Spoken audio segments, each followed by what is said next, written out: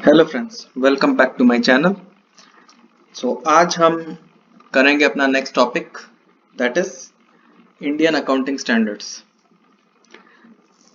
जैसे हम लोग को पता है, पहले अकाउंटिंग स्टैंडर्ड्स चलते थे। अब India has adopted a converged version of IFRS. It converged it with the existing accounting standard और उसको अब हम लोग यूज कर रहे हैं इंडियन अकाउंटिंग स्टैंडर्ड IAS।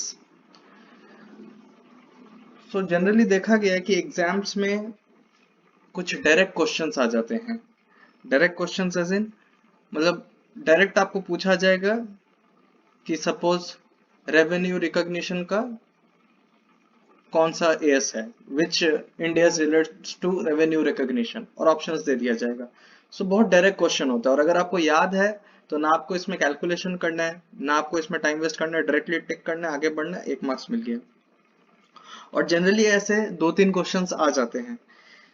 तो बहुत ही इजी सा टास्क है कि अगर आपको ये याद रहता है तब आपको बहुत कम टाइम में 2 से 3 मार्क्स आप ले सकते हैं इंडेस में। अब क्वेश्चन आता है कितने इंडेस है? 39। हम याद कैसे रखें? याद रखने का तरीका भी हम देखेंगे, हम कैसे इन सारे इंडेस को याद रख सकते हैं और कैसे क्वेश्चंस आते हैं एग्जाम में, वो एक बार देख लेते हैं। मैं 1-2 सैंपल क्वेश्चंस दिखाता हूँ। This is related to accounting standard, पहले जो किसी एग्जाम में आए हुए हैं वो मैंने यहाँ पे लिया है। ये क्वेश्चन देखते हैं, which accounting standard deals with effect of change in foreign exchange rate. जो हमारा प्रीवियस अकाउंटिंग स्टैंडर्ड फॉलो होता था उसमें था ये AS11, पर अभी जब आप ये IAS पढ़ लेंगे तो यहाँ पर है वो IND-AS 21। इसका आंसर होता IND-AS 21। तो अगर आपको याद है तो जस्ट देखें आंसर किए और आगे बढ़े, टाइम भी वेस्ट नहीं होता है। सेकेंड क्वेश्चन इसमें, which accounting standard deals with revenue recognition. तो प्रीवियसली ये होता था अकाउंटिंग स्टैंडर्ड 9, अभी हो जाएगा IND-AS 115। अगर आपको याद है तो अगेन यू सी कि कितना फटाफट ये हो जाता है। आइए हम देखते हैं कि IND-AS कौन कौन से हैं। एक बार पहले हम लोग लिस्ट से गो थ्रू कर लेते हैं, उसके बाद आगे देखेंगे कि इसको हम लोग कैसे याद कर सकते हैं, क्योंकि 39 है। आप एक बार में आप याद करने की कोशिश करेंगे तो कितना डिफिकल्ट लगता है कि 39 का हम लोग कैसे नाम और नंबर याद रखेंगे। Let's see. IND-AS 1 relates to presentation of financial statement. इधर आप देख रहे हैं IND-AS 1 presentation of financial statement. तो आपको पूरा याद रखने का जरूरत नहीं है, अगर आपको प्रेजेंटेशन भी याद है, प्रेजेंटेशन ऑफ फाइनेंशियल स्टेटमेंट, या फिर कुछ कीवर्ड्स, किसी किसी स्टैंडर्ड्स में आप कीवर्ड्स याद रख सकते हैं। फॉर एग्जांपल IND-AS 7 में आप याद रख सकते हैं स्टेटमेंट ऑफ कैश फ्लो, पूरा याद रखने का जरूरत नहीं है, कैश फ्लोज IND-AS 7। तो वैसे करके आप कीवर्ड्स को लेके भी आप याद रख सकते हैं। IND-AS 2 है इन्वेंट्रीज। ये प्रीवियसली भी AS2 में भी AS2 इन्वेंट्रीज था, अभी IND-AS 2 हो गया इन्वेंट्रीज। IND-AS 8 है accounting policies, change in accounting estimates and error. तो इसमें ये पूरा नहीं याद रख सकते, पॉलिसीज, एस्टिमेट एंड एरर्स ऐसे करके आप याद रख सकते हैं, क्योंकि ये कहीं और रिपीट नहीं हो रहा है। ऐसे आप याद रख सकते हैं IND-AS 8। IND-AS 10 है events after the reporting period. तो इसमें आपको पूरा याद रखना पड़ेगा इवेंट्स आफ्टर रिपोर्टिंग पीरियड, क्योंकि इसमें या तो कोई कीवर्ड ऐसे है नहीं। IND-AS 11 कंस्ट्रक्शन कॉन्ट्रैक्ट, इसमें एक चीज देखिए इधर, omitted by companies Indian accounting standard amendment rule 2018। तो ये ओमिट कर दिया गया है। इस लिस्ट में आप देखेंगे 3 अकाउंटिंग स्टैंडर्ड्स जो है उसको ओमिट कर दिया गया है और उसके बदले में कोई और नया अकाउंटिंग स्टैंडर्ड आया है। चलिए वो आगे मैं आपको बताऊंगा कहाँ वो हुआ है। तो IND-AS 11 इसको ओमिट कर दिया गया है, तो IND-AS 11 is no more in use. IND-AS 12 है relating to income taxes. Income tax को आप कैसे अकाउंटिंग करेंगे उसको अगर आपको पढ़ना है, क्या उसके रिलेटेड स्टैंडर्ड्स हैं, तो IND-AS 12। Property plant and equipment IND-AS 16। अब इधर आइए, इधर ये 2 चीज देखते हैं, इंपॉर्टेंट है। IND-AS 17 लीजेस, omitted by companies Indian accounting standard amendment rules 2019। ये रिसेंटली ओमिट कर दिया गया है लीजेस। तो अब लीज का अकाउंटिंग कैसे करेंगे हम कौन सा स्टैंडर्ड को रेफर करेंगे इसके लिए, आइए वो देखते हैं।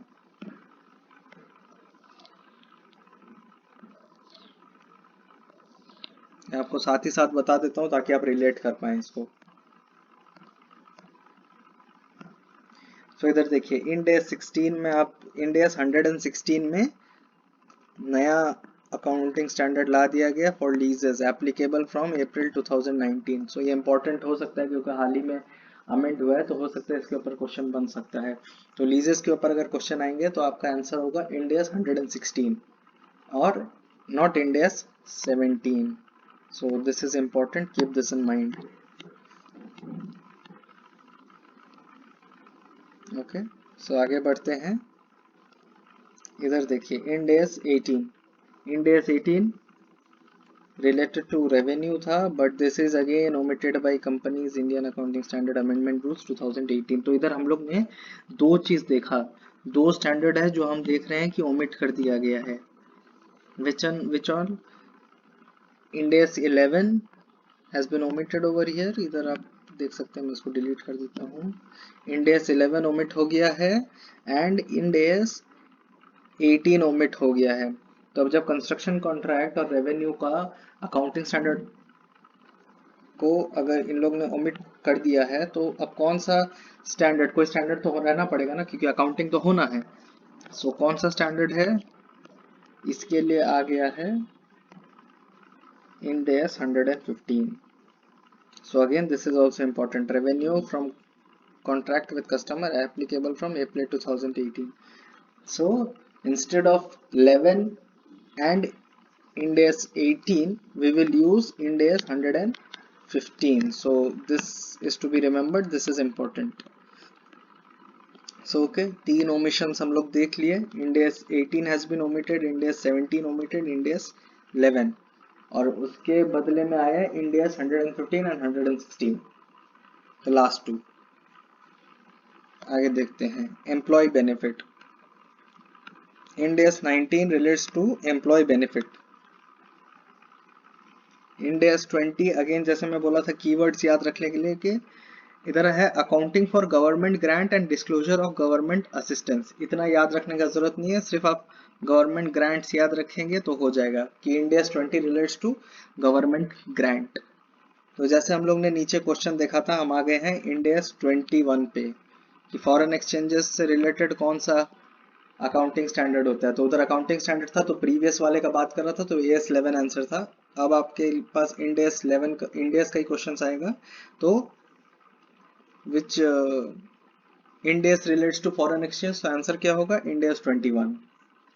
और रेवेन्यू का भी क्वेश्चन हम देखे थे नीचे, उसका आंसर हो जाएगा Ind AS 115।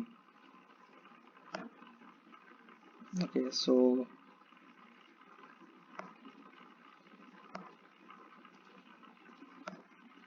Let's move forward.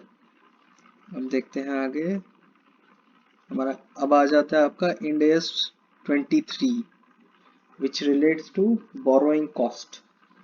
जो हम पैसे बोरो करते हैं उसमें जो इंटरेस्ट और लगता है उसका अकाउंटिंग कैसे होगा, that is given in Ind AS 23। Related party का डिस्क्लोजर हम कैसे करेंगे, कंपनी में होता है ना सब्सिडरीज होता है, तो वो रिलेटेड पार्टी होते हैं या कोई, तो वैसे उसके ऊपर गाइडलाइंस दिया हुआ है Ind AS 24 में। सेपरेट फाइनेंशियल स्टेटमेंट आपको बनाना है, so you have to refer Ind AS 27 separate financial statement. Okay, associates and joint venture के रिलेटेड जो Ind AS है, सो अगेन इसमें आप एसोसिएट एंड जॉइंट वेंचर याद रखिए Ind AS 28, क्योंकि आपको कीवर्ड्स अगर आपको याद रहता है so there will be options वहां पे, so it will strike you. अगर कीवर्ड्स आपको याद रहता है वो स्ट्राइक कर जाएगा, जरूरी नहीं है आपको पूरा लाइन एकदम रटा हुआ रहना चाहिए, कीवर्ड्स आपको याद है then it will strike. Okay, Ind AS 29 है हाइपर इन्फ्लेशनरी इकोनॉमीज में कैसे फाइनेंशियल रिपोर्टिंग होगा। So financial reporting in hyper inflationary economy is Ind AS 29। Okay, now Ind AS 32 financial instrument से रिलेटेड है। ये फाइनेंशियल इंस्ट्रूमेंट का कैसे presentation करना है अपने फाइनेंशियल स्टेटमेंट्स में, फाइनेंशियल इंस्ट्रूमेंट को कैसे आप प्रेजेंट करेंगे, that is given in Ind AS 32। Earning per shares, अब अर्निंग पर शेयर्स का देखते हैं, दैट इज Ind AS 33। सो आपका ईपीएस जो होता है पर शेयर कितना अर्निंग आया जो हम कैलकुलेट करते हैं, so that should be calculated as per India 33। अगर कभी इंटरिम फाइनेंशियल रिपोर्टिंग करना पड़े that should be as per India 34। Impairment of asset, इसके ऊपर जो अकाउंटिंग स्टैंडर्ड है दैट इंडियन अकाउंटिंग स्टैंडर्ड है दैट इज इंडेस 36। ओके, और contingent liability, contingent asset and provisions के ऊपर you have to follow Ind AS 37। Ind AS 38 is for intangible asset. Intangible asset हो गया हम लोग का जैसे पेटेंट्स होता है, कॉपीराइट्स होता है, those are intangible assets. So उसके ऊपर जो गाइडलाइन है that is given in Ind AS 38। Okay, then we come to investment property, Ind AS 40. Ind AS 41 is agriculture.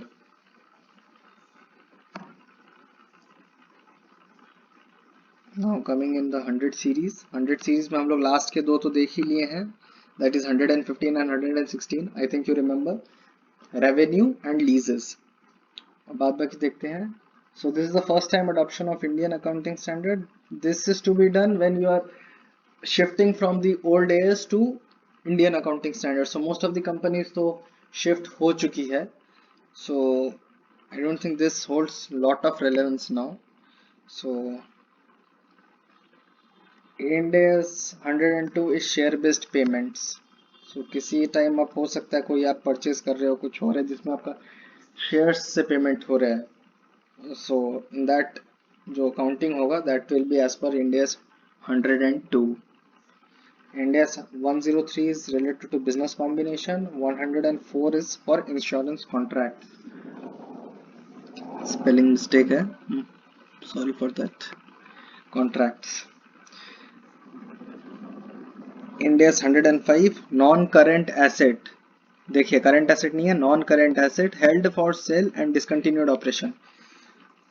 Operations आप कंटिन्यू नहीं कर रहे हैं, कुछ नॉन करेंट एसेट्स है आपके पास that is held for sale, so उसका अकाउंटिंग Ind AS 105 के मुताबिक आपको करना है.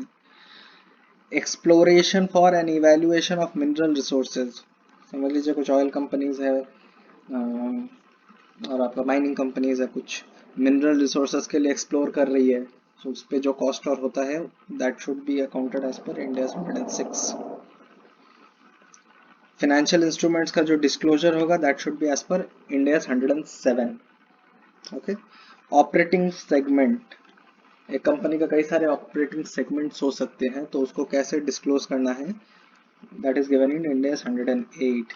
Ind AS 109 is for financial instrument. So इधर आप कंफ्यूज हो सकते हैं कभी अगर एग्जाम में आए तो Ind AS 109 is for financial instruments and 107 is for disclosures. So ये सब थोड़ा आपको याद रखना पड़ेगा. ओके, कंसोलिडेटेड फाइनेंशियल स्टेटमेंट्स बनता है हमारा that is given in Ind AS 110. Joint arrangements is given in Ind AS 111. Disclosure of interest in other entities. So other entities में आपका कुछ इंटरेस्ट है, उसको डिस्क्लोजर्स कैसे देना है उसका that is given in Ind AS 112. Ind AS 113 is fair value measurement, तो ये याद रखिएगा, fair value measurement Ind AS 113. and regulatory deferral accounts is Ind AS 114. So this was it, this was the list of Ind AS which you just saw. अब जो main question जिसके लिए मैं ये वीडियो बना रहा हूँ कि हम इसे याद कैसे रखें. सो देखिए, if you like sit in one go and think कि मैं पूरे 39 Ind AS को याद कर लेता हूँ, रट लेता हूँ, it will be very difficult because I tried it and it wasn't possible. So the technique which I followed was, and I found it fruitful, was कि मैं रोज जब पढ़ता था तो 5 Ind AS ले लेता था, 5 Ind AS ले लेता था, and I used to like remember the key words in that. जैसे Ind AS 2 में you don't need to remember any keywords because it's inventory, so you'll remember inventories. Ind AS 7, remember cash flows. Ind AS 8, okay, policies, estimates and errors, so accounting policies and change in accounting estimates and errors.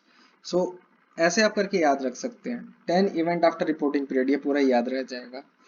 फिर जैसे 20 है, इसमें government grants याद रख लीजिए। Okay, 19 is not difficult, employee benefit, so just remember employee benefit. 16 property plant equipment. 12 income taxes. तो ऐसे पहले दिन आप सपोज 5 याद कर लिए, जब पढ़ने बैठ रहे उससे पहले 5 पढ़ लिए, ज्यादा स्ट्रेसफुल भी नहीं होगा और याद भी हो जाएगा। नेक्स्ट डे जब आप लेके बैठेंगे तो just try and recall it. Ind AS 1 presentation of financial statement, 2 inventories, उसके बाद 7 cash flow, 8 policies estimates errors, 10 event after reporting period. So you will see that okay I remember, then go for the next 5. ऐसे करके जब third day आप बैठिए पहला 10 को एक बार रिकॉल कर लीजिए. So this way break it up and don't focus too much on it and give too much time on it. Just regular basis पर रिवीजन कर करके करिए, टाइम भी कम लगेगा, and after 1 week you will see that you automatically remember all the Ind AS and also the numbering, because numbering भी sequence में नहीं है. So you need to remember the numbering as well, because 1 2 के बाद 7 आ रहा है. So that way I think you can remember it. So this will be a good way to remember, और ज़्यादा stressful भी नहीं होगा आपके लिए. So just try this way out, and अगर you remember it then it will be very good for you, because 2 marks without spending much time you will get in exam, and each marks is important, because if you answer wrong and come, you get the negative marking. So it's good to easily remember this and score 1 marks, 2 marks, 3 marks, whatever you get in the exam. So I hope this video helps you, and I'll be coming up with similar videos relating to standards on auditing and TDS, the list of TDS. So I think these 3 topics, if we take it together, Ind AS, standards on auditing, and TDS, we get around 5 to 6 marks. And हमको ज़्यादा कुछ करना भी नहीं है, we just need to remember it. और अगर remember करते हैं तो within 2 minutes we get 5 to 6 marks. So that's quite good. So thanks for watching this video. If you like the video, please like, share, subscribe and comment. And till we meet again, goodbye, take care.